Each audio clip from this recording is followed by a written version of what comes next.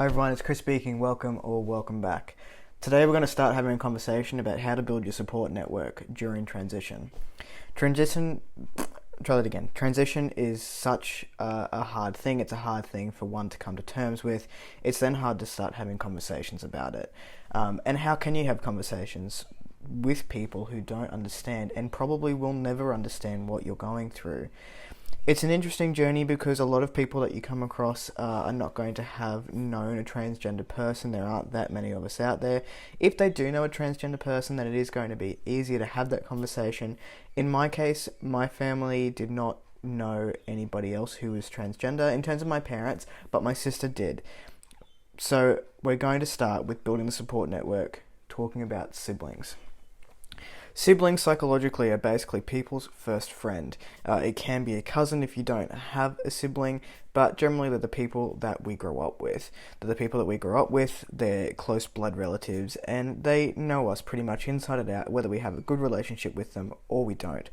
My sister and I were quite different when we were growing up. I'm 5 years older than her, so my interests were a little bit more advanced, and she wanted to copy everything that I did because she was young and looked up to me.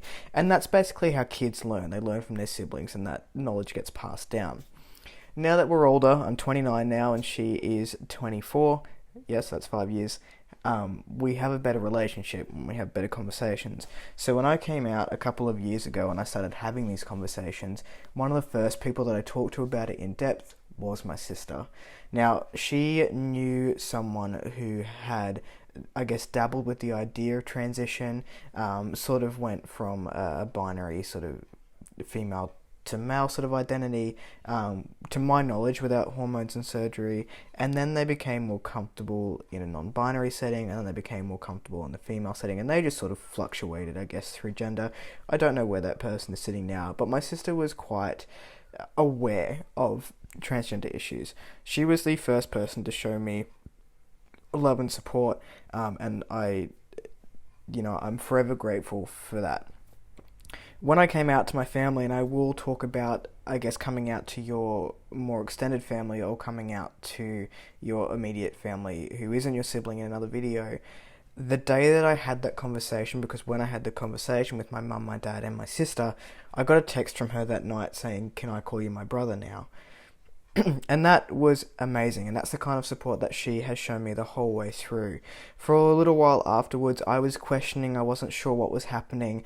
I was dabbling in, the non-binary identity and seeing if that sort of fit, and that lasted about 5 seconds and it didn't. But I remember that my sister was with me by my side for that whole process. She would come over, she would walk the dog with me, and she'd say, "Oh, have you seen YouTube channels like Ash Hardell? They're a non-binary YouTuber." Now, I know non-binary people in my own life, and to be honest, I didn't understand it until I started this journey. And again, that's another video in itself in terms of my experience with non-binary people and how I came to understand that sort of side of transition. And that's been really eye-opening for me as someone who only thought that transition could be a binary thing. It could be male to female or it could be female to male. And I'm so grateful for those people, and I'm really grateful for my sister to be able to do that.